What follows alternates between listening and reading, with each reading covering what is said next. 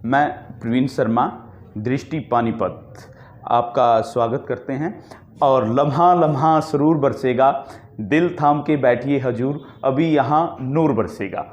नूर से मेरा मतलब है रस से। अब हम देखिए, हम पढ़ेंगे रस, नूर। रस का जो अभिप्राय है, रस का अभिप्राय जो है, अर्थ आप मान लीजिए आनंद या आह्लाद। आप आह्लाद से समझिए कि जीवन में जब किसी के आह्लाद ना हो, प्रसन्नचित्त मुद्रा में ना हो, तो वो कैसा रस। और रस में सबसे पहले हम मानते हैं जो रस के जो प्रवर्तक हैं, जो हमारे प्रवर्तक हम मानते हैं, वो मानते हैं हम भरत मुनि जी को। और भरत मुनि जी की जो पुस्तक है, वो पुस्तक का नाम है नाट्य शास्त्र। जो हमारी भरत मुनि जी की पुस्तक है नाट्य शास्त्र। अब देखिए, भरत मुनि जी के अनुसार जो रस थे वो 8 रस थे। वो किसको रस नहीं मानते थे? वो शांत रस को रस नहीं मानते थे, क्योंकि इन्होंने नाटक लिखा है। और नाटक में जब शांति होगी तो शांति में कोई रस नहीं हो सकता। नाटक में शांति नहीं होती। नाटक सदैव रंगमंच पर होता है, और रंगमंच पर हमेशा कभी भी एक उत्साह और एक उल्लास होता है, कभी शांति नहीं होती।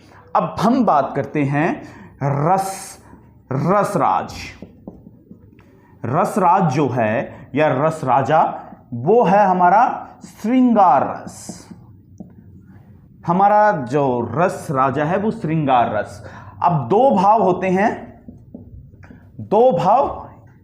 एक हमारा संचारी भाव और एक हमारा स्थाई भाव। स्थाई भाव क्या है? स्थाई भाव होता है जो एक लंबे समय तक चले, और संचारी भाव कुछ समय के लिए पैदा हुआ और अंत खत्म हो गया।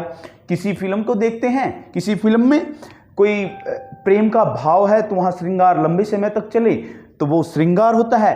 अगर क्योंकि क्या प्रेम में कभी यही बातें होती हैं क्या? प्रेम ही किया, प्रेम से आगे और भी चीज़ें हैं। फिल्म में शूटिंग भी होती है, फाइटिंग भी होती है, तो वो अलग अलग तरह के रसों को प्रभावित करता है। और उसी रस को हम कहते हैं कि जो कम समय के लिए आया वो संचारी भाव, और जो लंबे समय तक बना रहा, जो अंत तक बना, शुरुआत से अंत तक बना रहा, वो हमारा स्थाई भाव। स्थाई जो भाव हैं वो 9 हैं, और संचारी जो भाव है वो 33 है।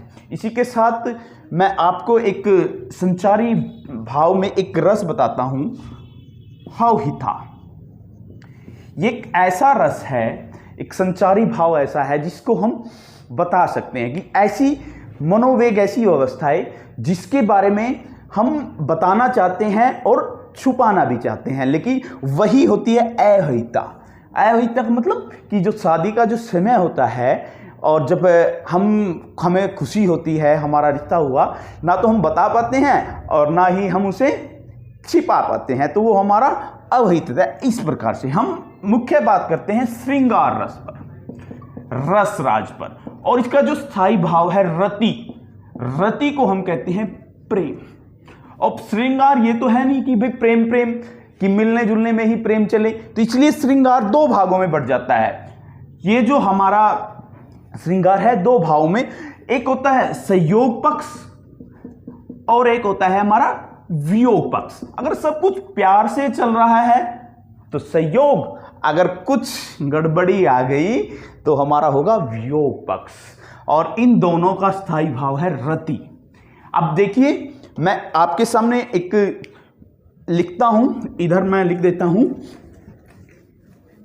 अब देखिए कितना प्यारा है। कहत नटत रीझत मिलत खिलियात, भरे भवन में करत है नैनन सोबात। अब बिहारी जी का दोहा है, बिहारी जी का दोहा है, और इसमें राजा जयसिंह के बारे में लिखा गया है कि वो जब अपनी पत्नी पर मंत्रमुग्ध हो जाते हैं और वो एक सभा में बैठे हैं और सभा में कहते हैं कि कहत नटत रीझत मिलत खिलियात। वो कहते हैं कि वो मिलने के लिए वो कहता है, वो मना कर देती है।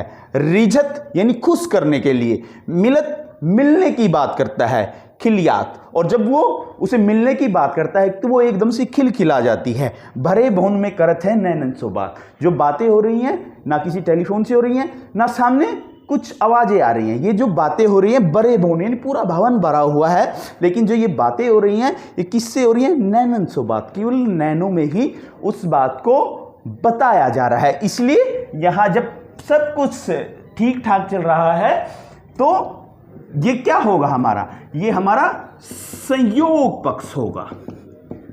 और वियोग में अगर मैं कहूं आजकल तो लोगों में ज्यादा ही वियोग पक्ष चला हुआ है, आजकल तो लोगों में वियोग पक्ष भी चला हुआ है। अब देखिए एक मैं यहां लिख देता हूं, एक मैं दोहा लिखता हूं कि नींद में भी गिरते हैं आंसू।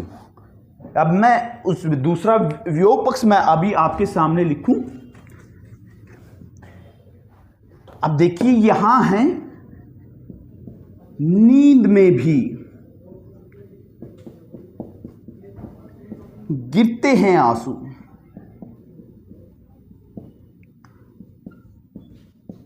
जब सपन में तुम हाथ छोड़ जाते हो, में तुम कहना हाथ छोड़ जाते हो।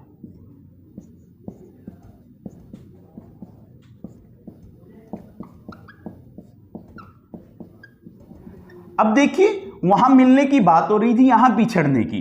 अब राधा के बारे में कहा जा रहा है कि नींद में भी गिरते हैं आंसू। राधा कह रही है कि नींद में भी आंसू गिरते हैं और जब सौपन में तुम कहना हाथ छोड़ जाते हो। तो यहां सीधी बात है कि यहां बिछड़ने की बात है, वहां मिलने की बात थी और इसीलिए ये संयोग पक्ष और यहां पर ये वियोग पक्ष।